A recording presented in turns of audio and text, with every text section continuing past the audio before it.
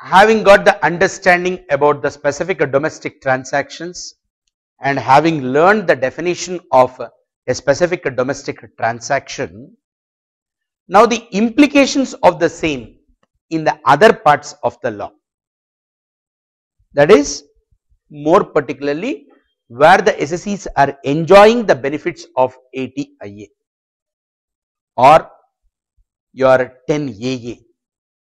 There and all also wherever the fair market value is coming for the transfers between the undertakings enjoying the ATIA deduction to another undertaking which don't have such kind of the benefit, wherever the fair value is there earlier, now arm length price they are substituting it.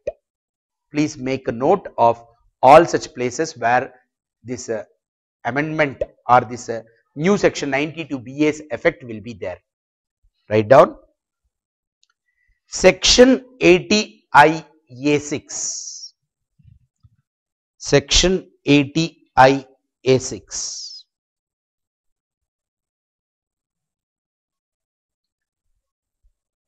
An explanation is now amended. An explanation is now amended with effect from assessment year 2013 and 14. An explanation is now amended with effect from assessment year 2013 and 14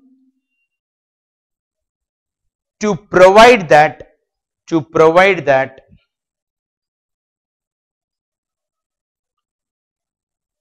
the expression market value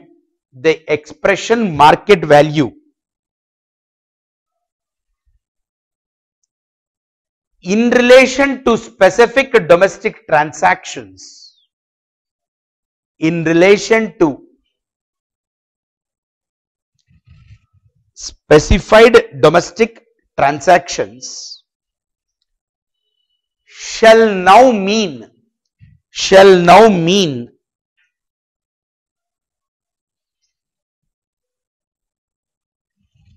in relation to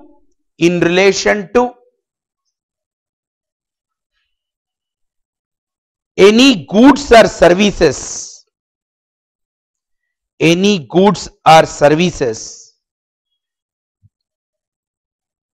sold, supplied or acquired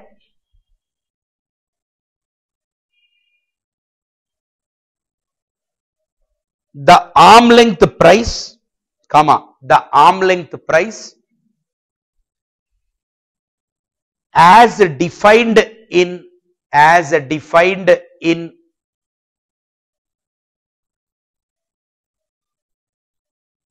section 92F.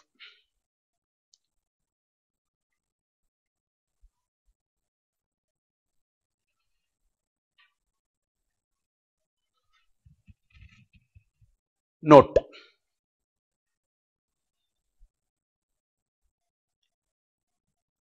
(92BA)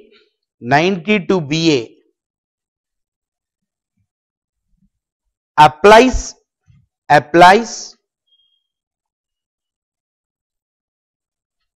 to the transfer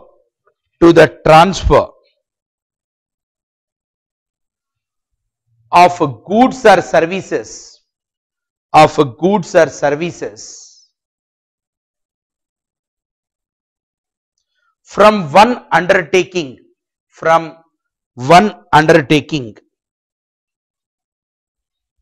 unit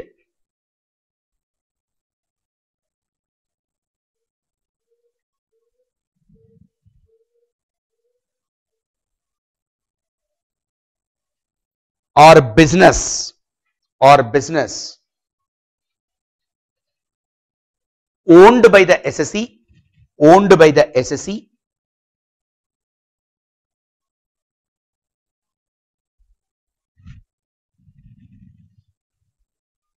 to another undertaking another undertaking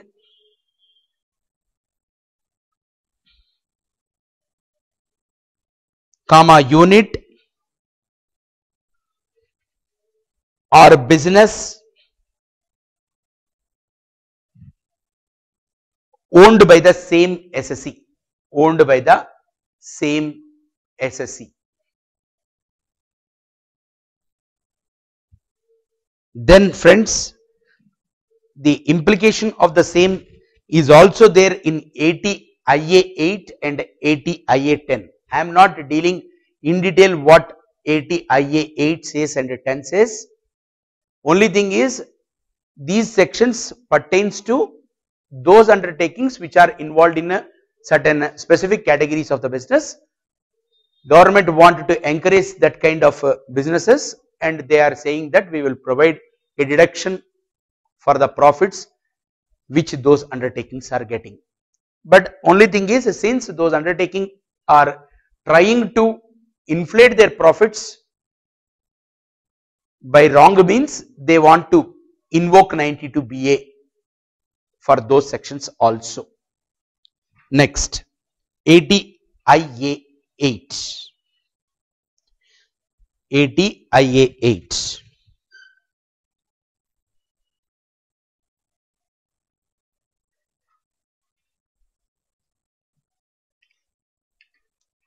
Section 80IA 8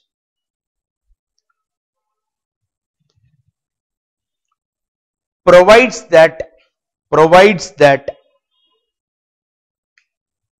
transfer of goods or services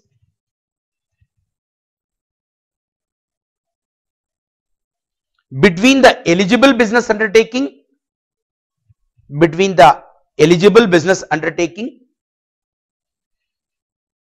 and other undertaking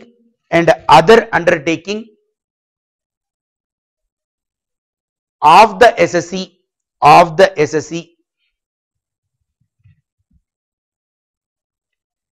shall be made at arm length price, shall be made at arm length price.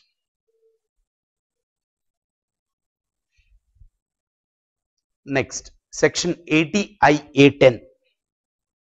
Section 80IA 10.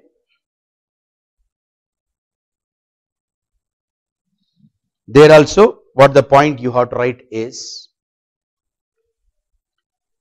this section provides that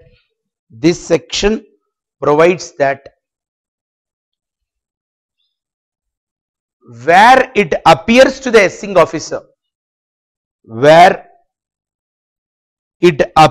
the assessing officer,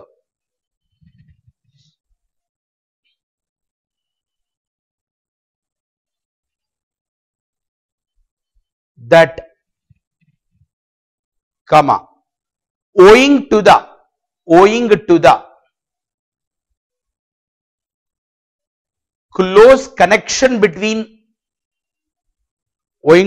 close connection between the SSE carrying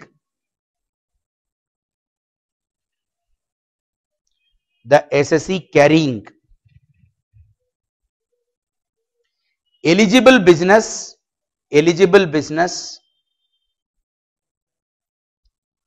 and any other person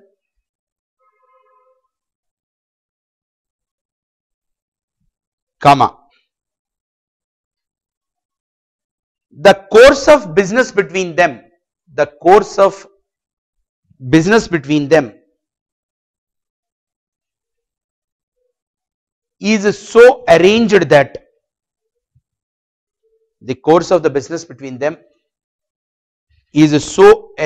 that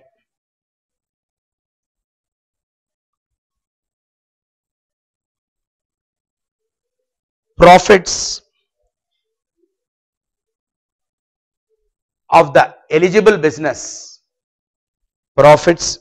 of the eligible business for which 100% deduction, for which 100% deduction is allowed under 100% deduction is allowed under section 80 IA,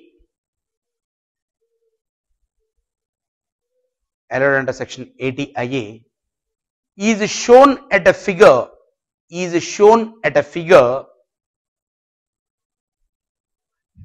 higher than the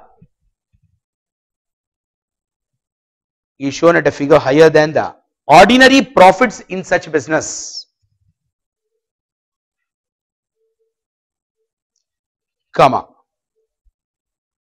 the assessing officer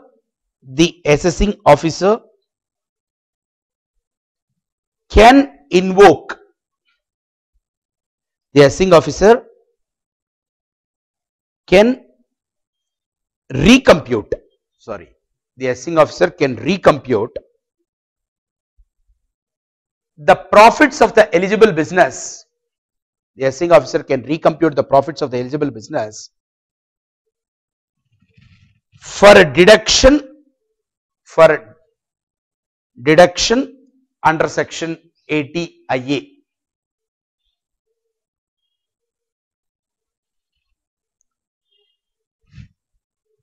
Then friends,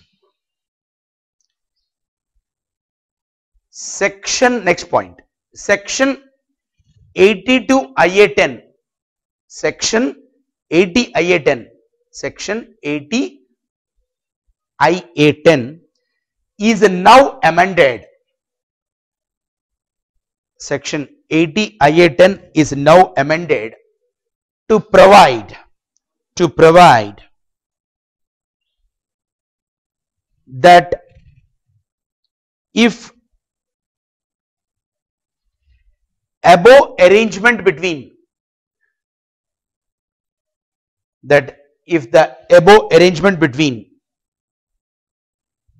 closely related parties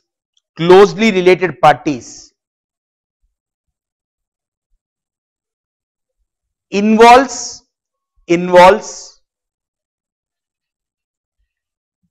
specified domestic transaction,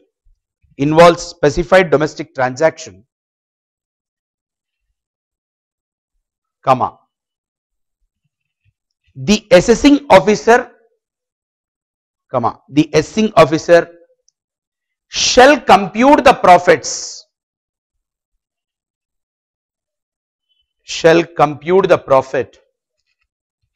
of the eligible business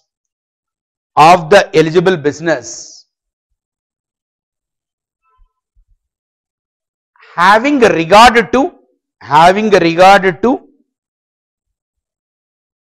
the arm length price concept,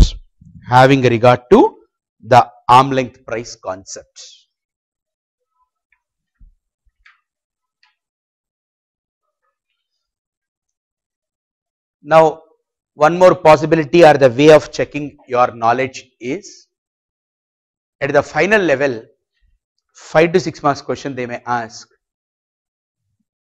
write the effect of arm length price concept in respect of the specified domestic transactions.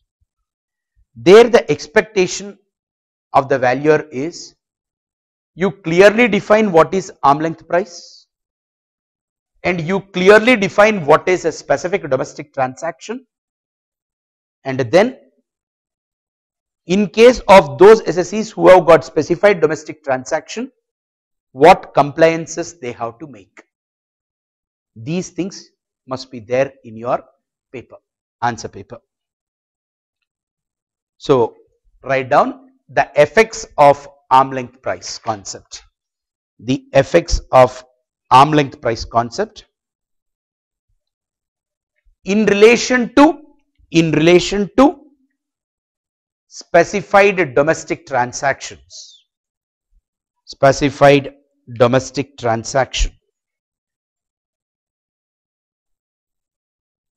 Point number 1,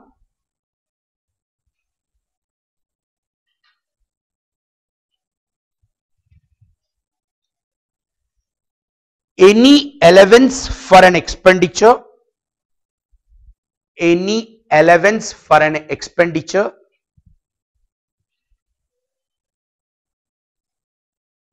or are interests or are allocation of any cost, allocation of any cost, comma, expense or income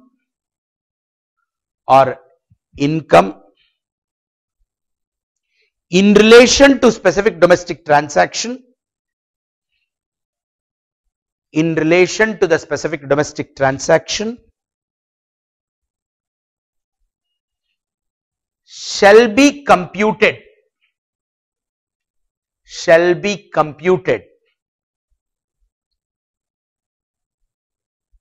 having regard to arm length price, having regard to arm length price. Point number 2. Of course, who said this particular point? Section 92 says so. Hyphen section 92. Point number 2.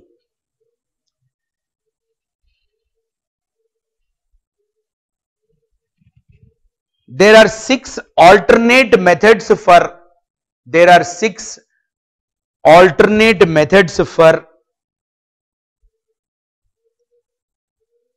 determination of arm length price. Who said so? 92C says so. Hyphen 92C. Then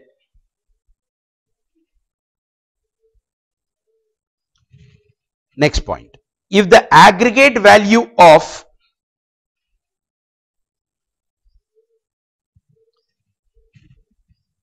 specific domestic transactions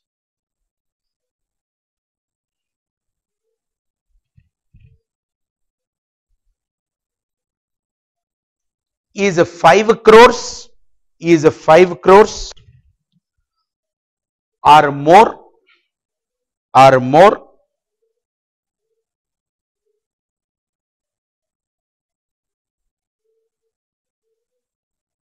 then the assessing officer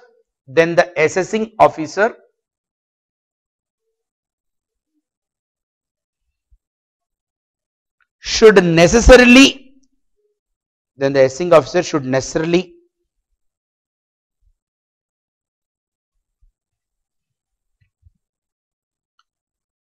refer the same to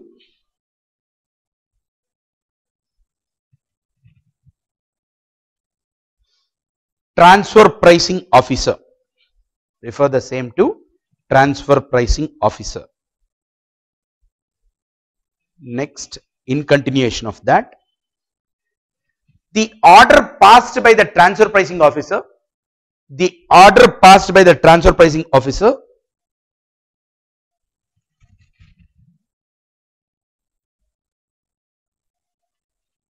is binding on the assessing officer.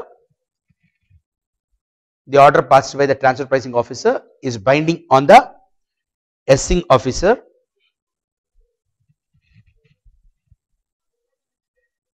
and the assessing officer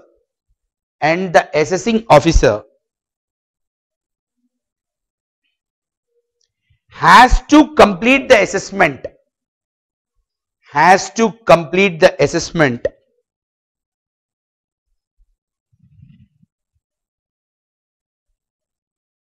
in conformity with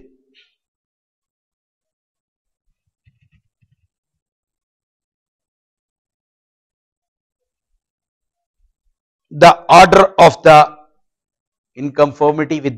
the transfer pricing officer.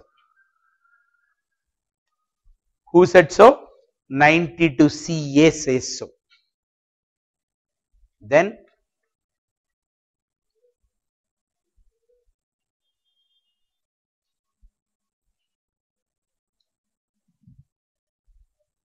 in respect of specified domestic transactions, next point, in respect of specified domestic transactions,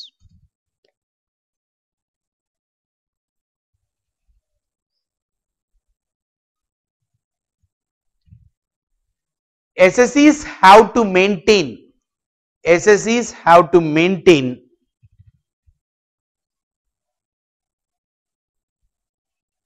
records, documents, information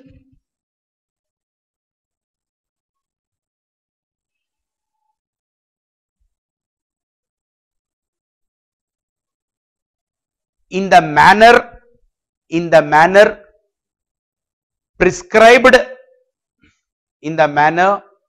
prescribed in Rule 10D, in the manner prescribed under Rule 10D. Who said so? This section 92D says so, hyphen section 92D. Then in respect of specific domestic transactions,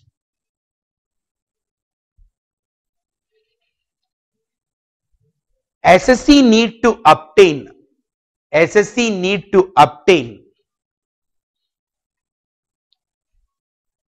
a report from chartered accountant,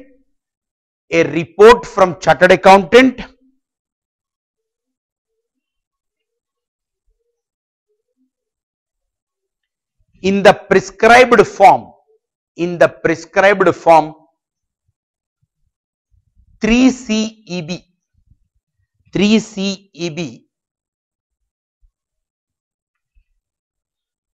before the due date for filing the return,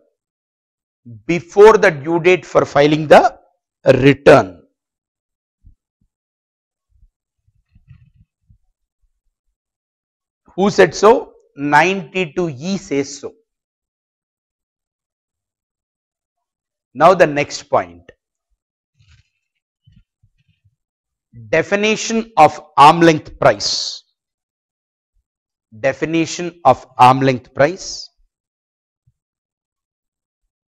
Section 92F.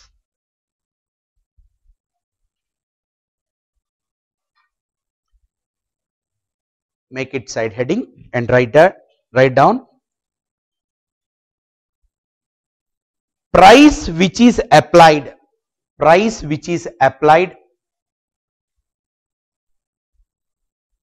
or proposed to be applied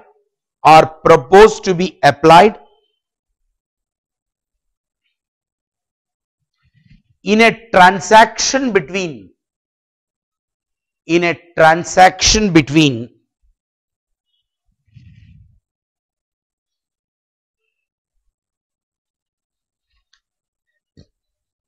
persons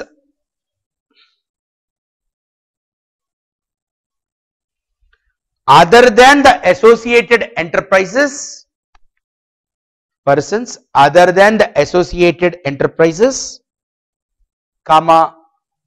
in uncontrolled conditions,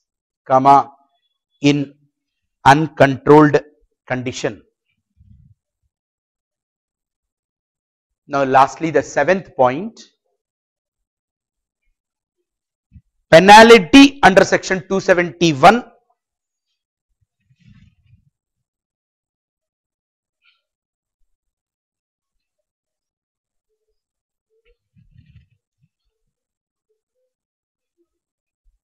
Penalty can be imposed, leviable.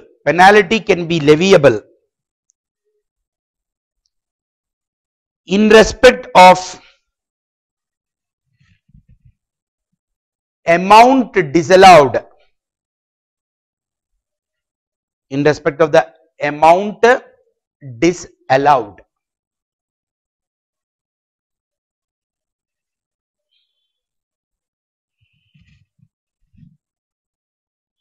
Next point, section 271AA prescribes for a penalty section 271 AA prescribes for a penalty at the rate of 2%, at the rate of 2% of the amount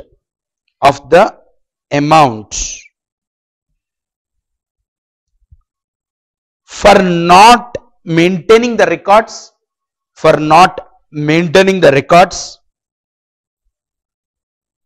under section 92D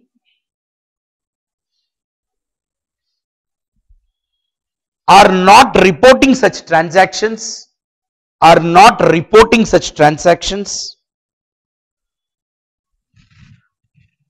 under section 92E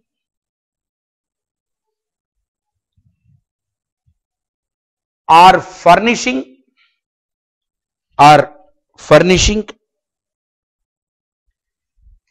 incorrect information,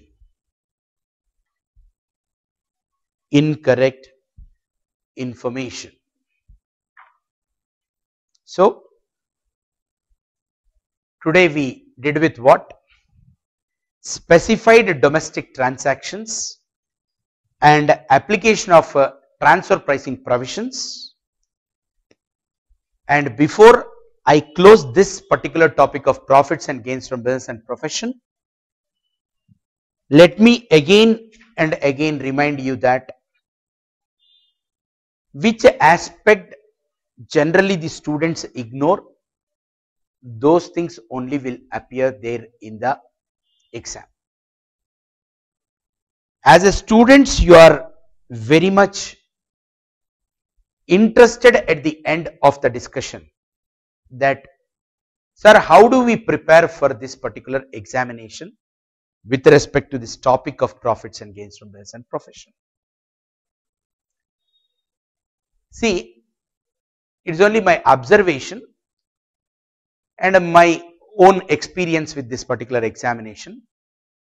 What I am suggesting here is, of what we have discussed today, at the intermediate level, the expectation could be asking you to tell about specified domestic transaction, define specific domestic transaction, and define arm length price, because these are all being newly inserted by that particular Finance Act of 2012. Definitely at the final level, the expectation is, can the student can write what is the effect of arm length price and transfer pricing provisions for specified domestic transactions. Coming to the other sections and their relevance from your examination point of view is 80IA6, a deduction with respect to the profits of the undertakings involving in generation and distribution of the power. As the amendment came by extending that time limit to the 31st March 2013 to complete the project, what are the conditions and what is the quantum of deduction? Be prepared, and this is for IPCC. Similarly, at the IPCC level, even this additional depreciation concept definitely becomes an important aspect. 35 AD, I am pretty confident, should appear in the final paper.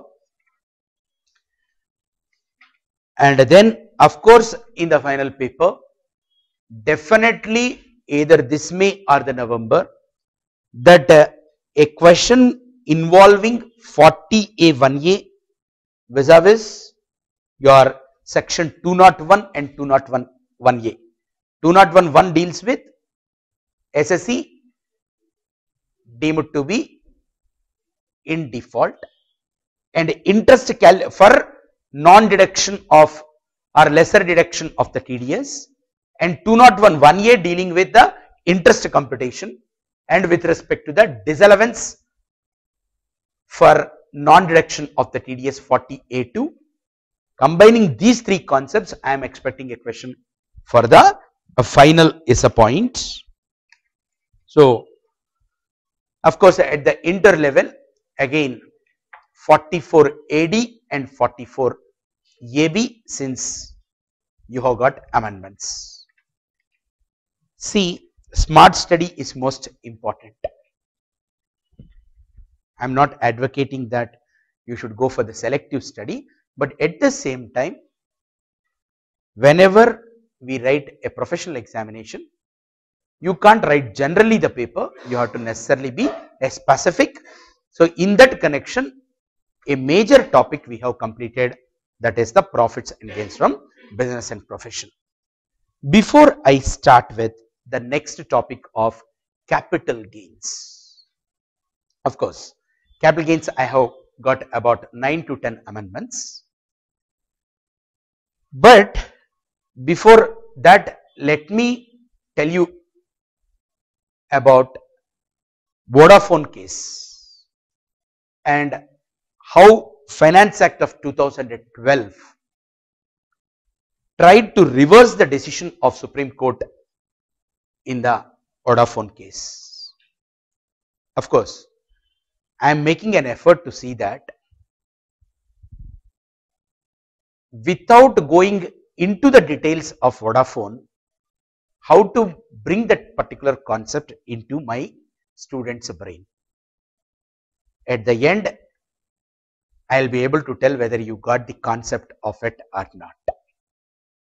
So, start listening carefully what is the Vodafone case and how the amendments brought in the Finance Act of 2012 tried to reverse what is being stated by the Supreme Court in the Vodafone case. Friends, for that you should have proper understanding of your section 5, section 6, section 9. Section 5 deals with what?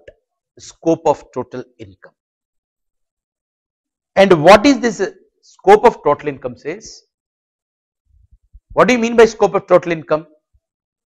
When as an SSC, when I am filing my return of income, I should know which incomes are subjected to the tax under Indian income tax law. For that, incomes are being categorized into two categories. What are those two categories of income? One is Indian income, another is a foreign income. What is an Indian income?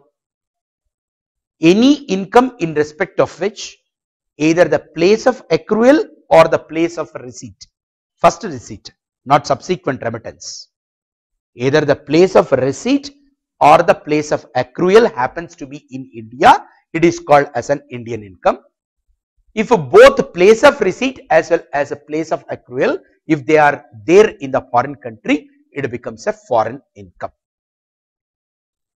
Now, as far as the scope of total income is concerned, one should also have the knowledge of section 6, which discusses about the residential status, because the scope of total income depends upon the residential status. For individuals and HUFs, they have got three different types of status, like resident and ordinarily resident, resident but not ordinarily resident, non-resident.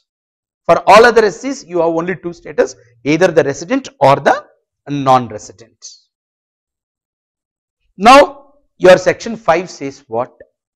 As far as the resident and ordinarily resident is concerned, entire global income is taxable. Means what? Both Indian income as well as foreign income becomes taxable. As far as the non-resident is concerned, only Indian income is taxable and no part of the foreign income becomes taxable. For resident but not ordinarily resident, Indian income is taxable and only that part of the foreign income which comes from a source called as a business, which business is being controlled from India, becomes taxable. That means, for irrespective of your residential status, Indian income is always taxable. Whether you are a resident or non-resident or not ordinarily resident, Indian income becomes taxable. As far as foreign income is concerned, for non-residents it is not taxable, and for residents and ordinary residents it becomes definitely taxable. Now the point here is, having got what is scope of total income and residential status, you should now say which status you feel like to have.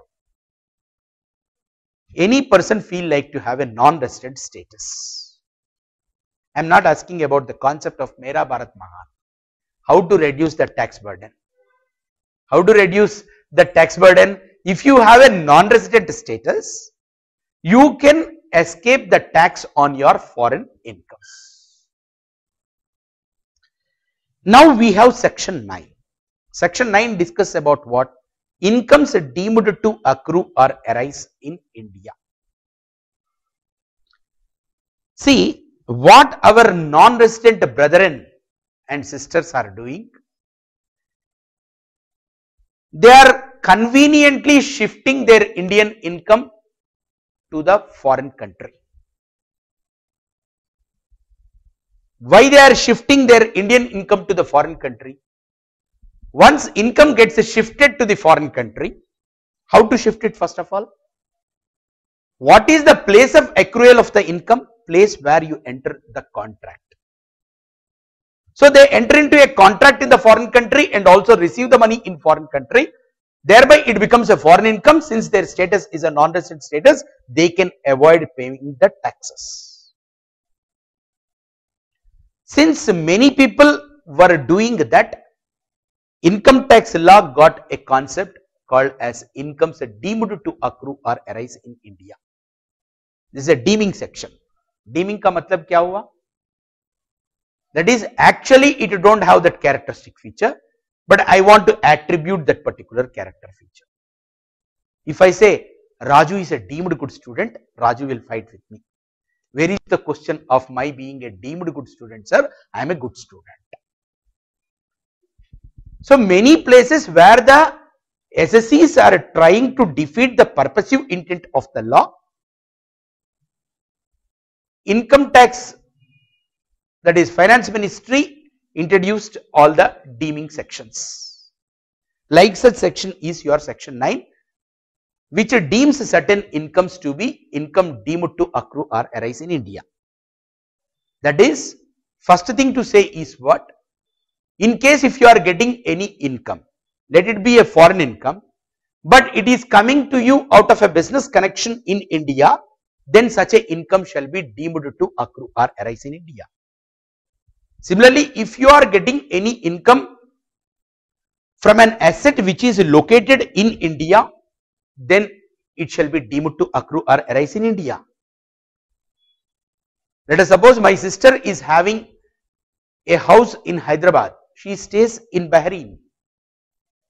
If she enters into an agreement for letting out that particular building in foreign country and receives rent also in the foreign country, now she says that income accrued and received also there in the foreign country only, I am not going to offer the same for Indian income tax.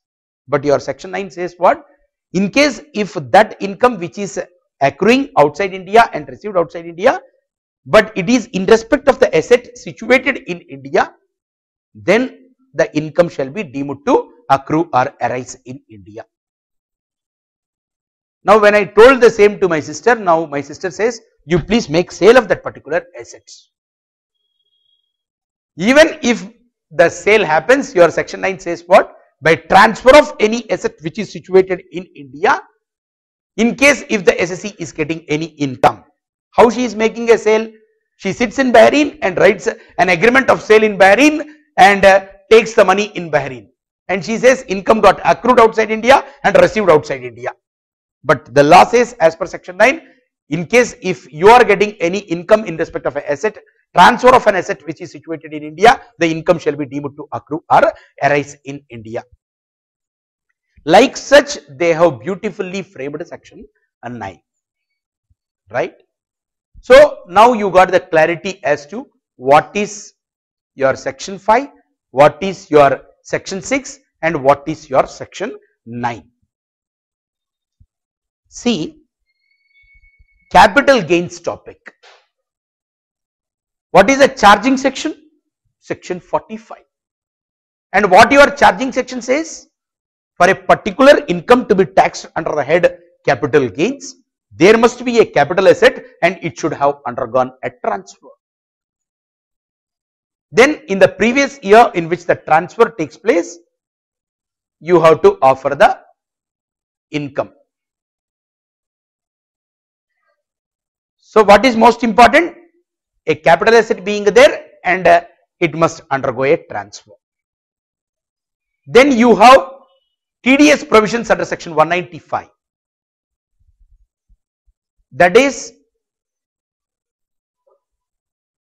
TDS is to be deducted in case if the SSE is getting any capital gains, that is non-resident is getting capital gains, then the resident need to necessarily deduct the tax at source before giving sale consideration to the non-resident. Non-resident is having a house here, he makes a sale of that particular house to us, he gets capital gains, then we have to deduct the tax at source and give the money to the non-residents. So now I am looking at 4 sections which got amended because of this particular Finance Act of 2012, which intend to reverse the Supreme Court judgment in the Vodafone case. One is definition of capital asset, second is the definition of transfer, and then your TDS provisions under section 195. All these sections need to be amended. For what purpose? Actually what happened in the Vodafone's case. See, there are 2 non-resident companies. First try to understand generally. There are 2 non-resident companies, X and Y. Now X company has got, what is it, shares as its assets. What shares? There is another company called as Z company, which is also a non-resident company, right? So X and Y are there and there is a company called as a Z, and Z is also a non-resident company. So to tell you about what is XYZ, X is Hudson International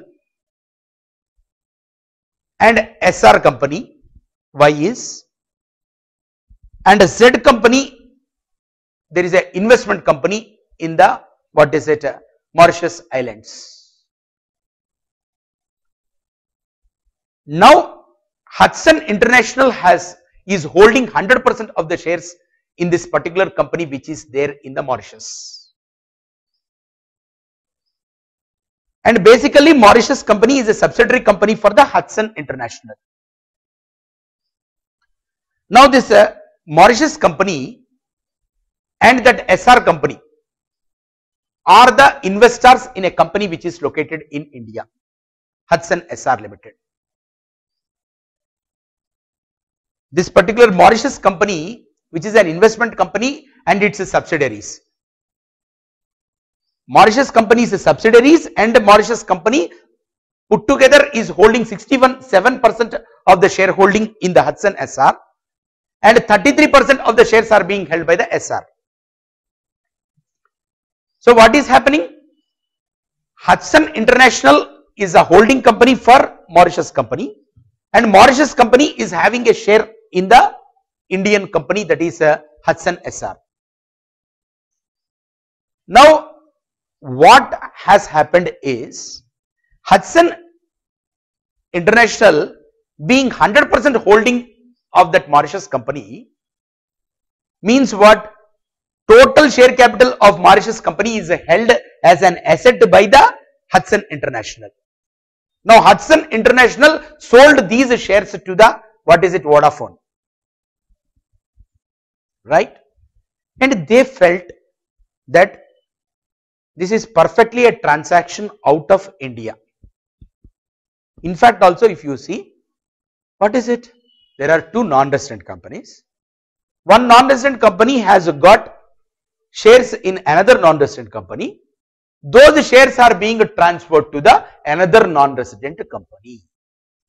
How come India is bothered about all this? But what our Indian income tax people told is, yes, brother, there are two non-resident companies. One non-resident company, its shares in one more non-resident company is getting transferred from that non-resident company to the another non-resident company. But all this makes what? All this makes what? This Mauritius company is holding 67% share capital in the Indian company. So by transfer of the shares of that Mauritius company to the another company, now Vodafone has got a controlling interest in the, what is it, Indian company. So Vodafone acquired a controlling interest here, and Hudson International is transferring that to the Vodafone. So that particular capital gains shall be deemed to accrue or arise in India, and the failure on the part of the, what is it, Hudson International, the company is, once capital gains are arising without deducting the tax at source, the payment is being made by the Vodafone to the Hudson. Actually, capital gains are arising to whom? To the Hudson International Limited. Capital gains are arising. Vodafone is purchasing the shares of the Mauritius company, and Vodafone is supposed to deduct the tax at source in respect of such capital gains, because the income of the Hudson International Limited is a capital gains to be taxed in India. So there is a failure on the part of the Vodafone. So Vodafone International Limited shall be deemed to be an SSE in default, is what the department said, and Vodafone has approached the High Court. High Court said what Vodafone is saying is correct, but again Supreme Court reversed. That High Court told what Vodafone said, that is what income tax people told is correct. Then again Vodafone approached the Supreme Court, and Supreme Court said, yes, to this extent you can't make the foreign country non-resident companies to get trouble, so please leave it. But since the revenue involving is in crores, the finance minister brought amendments in all the sections and said even such transactions will now get taxed. But the only problem, friends, if we bring the provisions like this, the chances of our getting investments in India, it becomes very difficult. Anyhow, in the session to follow, I will take up the capital gains topic and explain all those amendments.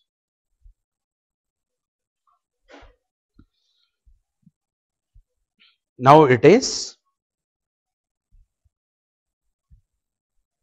what's the time?